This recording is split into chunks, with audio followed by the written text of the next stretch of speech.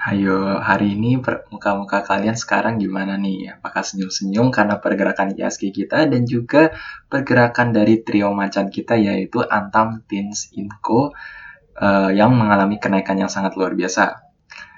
Halo semuanya, balik lagi bersama saya di Analisa Teknikal Saham Harian. Jadi untuk hari ini sebelum saya akan bahas Antam, Tins, Inco dan juga saham request, saya mungkin kasih update juga ya mengenai pergerakan IHSG kita ya.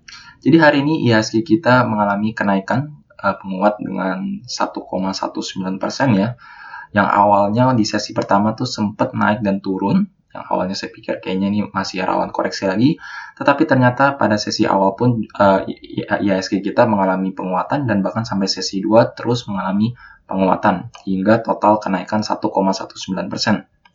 Nah, jadi awalnya kan di video saya sebelumnya, mungkin saya kasih video di sebelah kanan ini, saya bilang bahwa IHSG kita ini masih cukup rentan ya, rawan terkoreksi.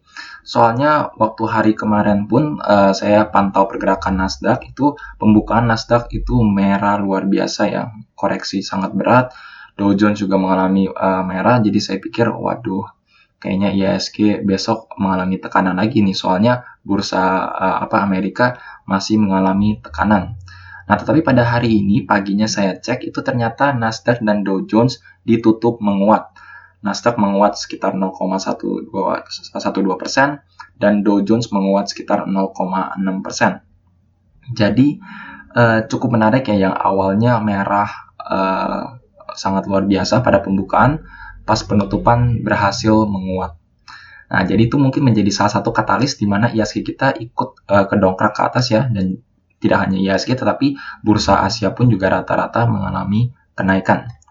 Nah, jadi untuk hari ini saya ingin bahas pola dari IHSG ya. Jadi awalnya nih waktu hari Kamis kemarin kita lihat bahwa IHSG kita kan sempat kedongkrak ke bawah, bahkan langsung menyentuh level support di sekitar 6060 ya, di sekitar sini ya.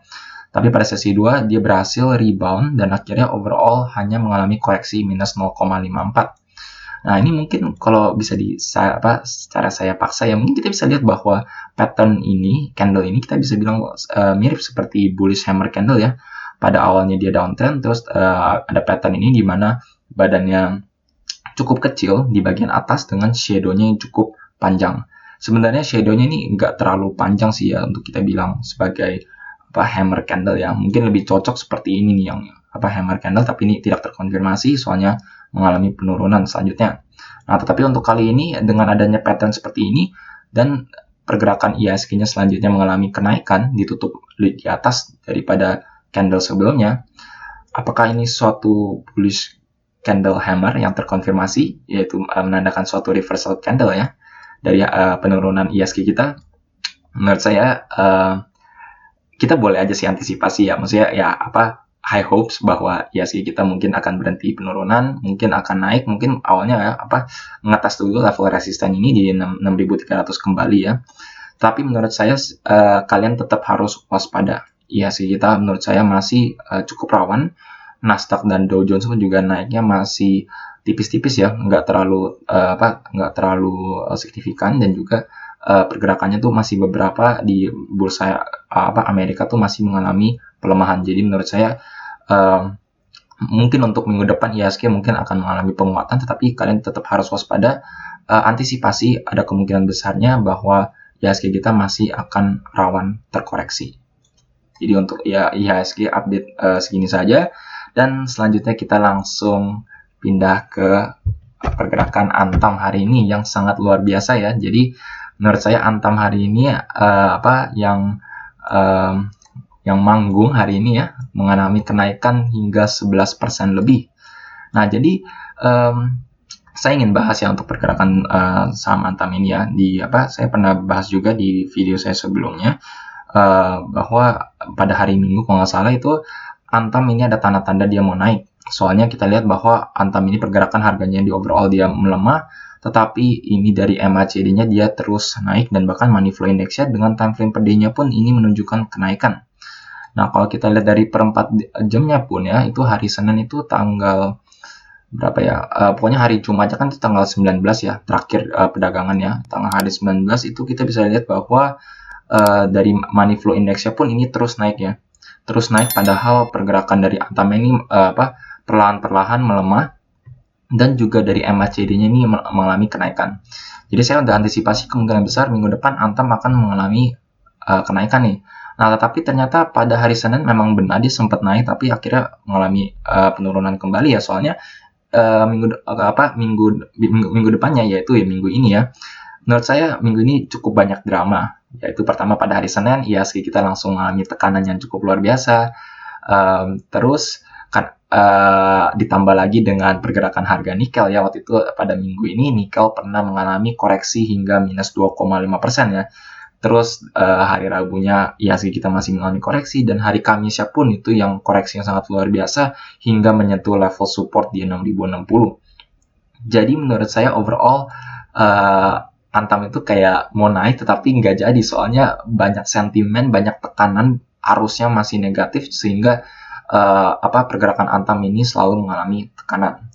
Nah, untuk para kalian yang mungkin saya bahas aja ya, soalnya saya sering baca-baca di forum ini, banyak yang bilang, aduh Antam ini mengalami turun terus nih, udah menyentuh 2100 lah, udah ini kayaknya bakal hancur, bakal turun di bawah 2000, udah nggak kondusif. Terus banyak yang bilang kayak udah cut loss aja. Nah, tetapi menurut saya kalau saya sih ya, menurut saya gimana ya, nggak cuma Antam gitu yang mengalami koreksi. Ini IHSG emang lagi kebakaran, jadi menurut saya ini sebenarnya wajar. Nah, tapi yang uniknya itu adalah kalau pada Antam ini kayaknya kalau saat Antam mengalami koreksi, biasanya minus sampai 2% gitu ya, tapi itu orang udah langsung kayak menghujat-hujat Antam, atau udah kayak jelek-jelekin Antam, atau bilang sudah cut loss lah, ini langsung tebar fear-nya tuh sangat luar biasa sekali. Padahal kalau menurut saya ini sangat wajar, soalnya emang IHSG lagi kebakaran. Rata-rata emiten gak cuman Antam itu mengalami koreksi.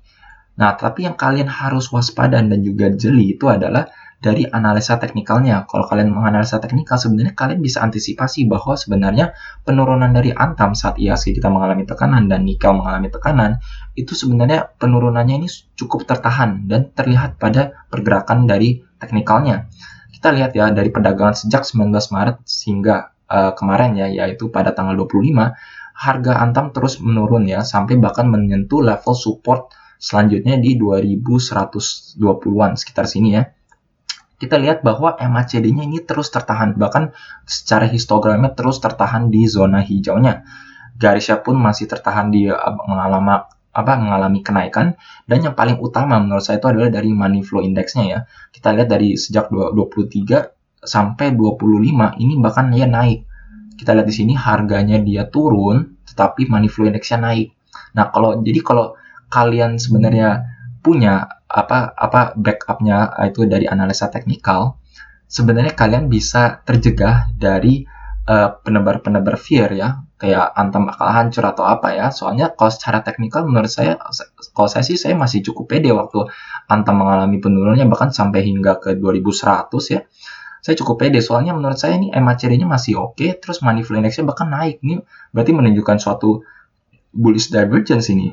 Jadi menurut saya swap ini bentar lagi bakal akan naik nih. Kalau misalkan IHSG mulai kondusif, nikel mulai rebound lagi, ini Antam bakal meledak.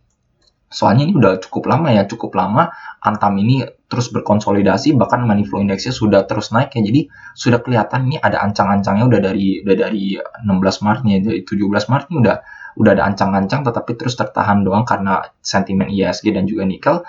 Dan pada saatnya IHSG bener rebound, langsung benar-benaran Antam meledak. Dan ini sebenarnya meledak juga, kalau saya sih analisanya secara teknikal ya, emang Antam akan meledak ya. Dan bukan hanya Antam ya, trio Antam ya, jadi Antam Tins Inco ya. Ini pun juga meledak karena dengan isu berita ya. Jadi emang berita tuh sebenarnya salah satu faktor ya. Mau nggak mau itu emang salah satu faktor. Mungkin banyak kalian yang merasa, kalau saham naik itu karena berita, jangan terlalu ikutin. Tapi menurut saya justru emang pergerakan saham itu emang karena isu berita, karena isu prospek, itu menjadi salah satu faktor utama dari pergerakan saham. Hari ini kita dikejutkan dengan berita ya, bahwa Indonesia Battery Corporation ini akan mengalami pengumumannya oleh Pak Erick Thohir pada sore ini ya, bakal hari ini ya. Sehingga ini menjadi acuan juga untuk pergerakan trio macan kita. Jadi secara overall itu yang saya ingin ingatkan dari pergerakan Antam. Kalian menurut saya jangan terlalu kemakan dengan fear. Menurut saya baiknya kalian backup dengan analisa teknikalnya. Kalau misalkan benar analisa teknikalnya ini tanda-tandanya dia udah downtrend atau money flow indexnya terus menurun, mungkin emang benar bahwa Antam akan mengalami penurunan. Tapi kalau kalian lihat seperti ini, Antamnya dia turun tetapi money flow indexnya justru naik, MACD-nya masih tertahan naik, ya justru menurut saya mungkin itu jadi kesempatan emas buat kalian bahkan untuk beli saat merah, soalnya kemungkinan besar akan rebound gitu ya.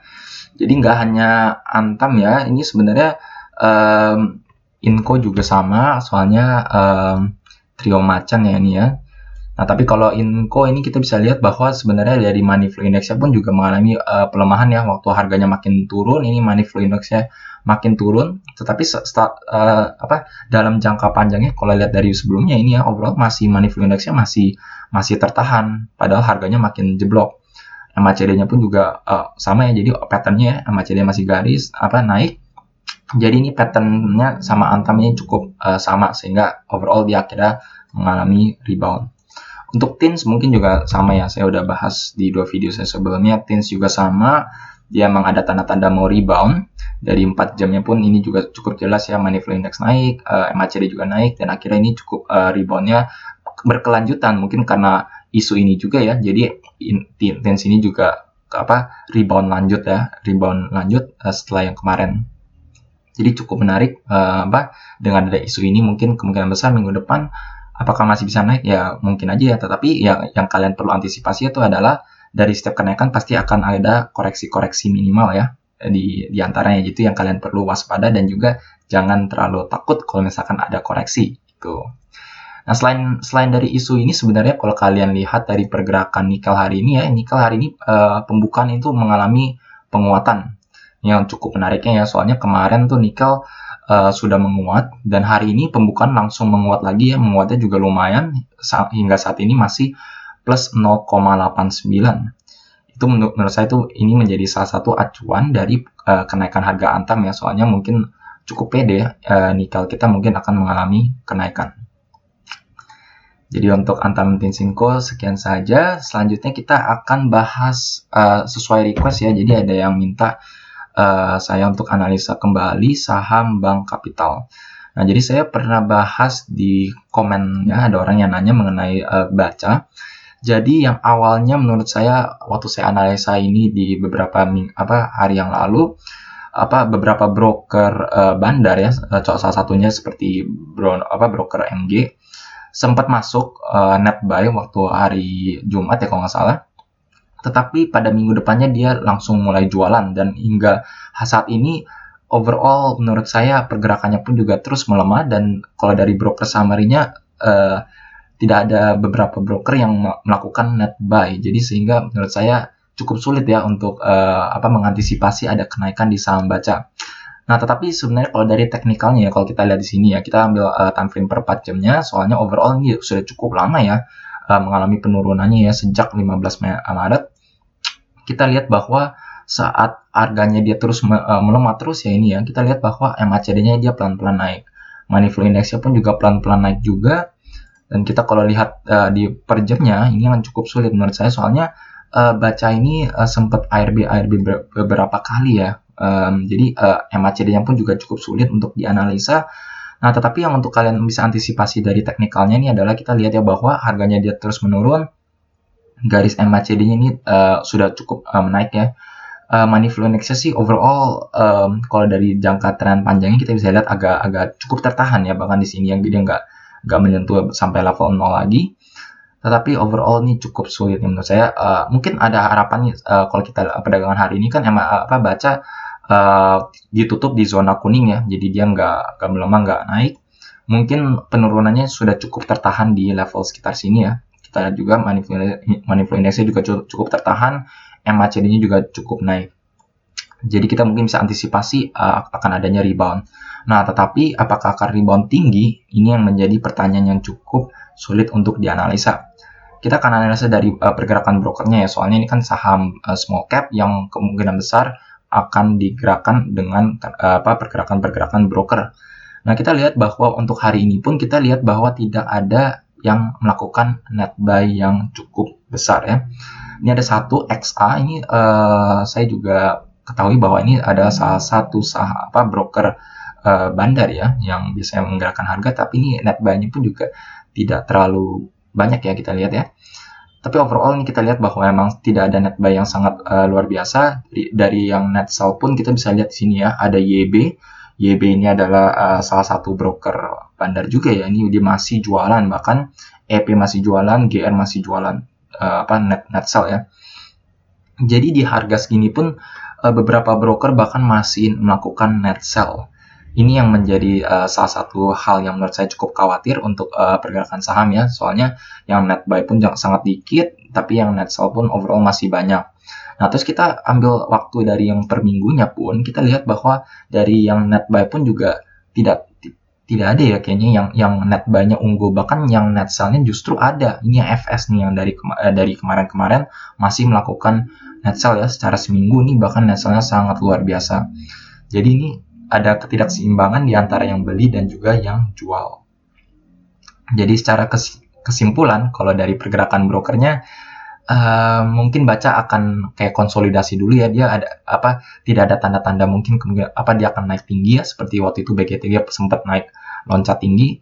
Mungkin akan konsolidasi dulu. Kita bisa mungkin pantau ya minggu depannya, apakah tiba-tiba ada broker bandar yang mungkin masuk pelan-pelan untuk mendongkrak harganya. Itu ya kita hanya bisa menunggu ya, hanya kita baiknya ya wait and see lah untuk baca ya.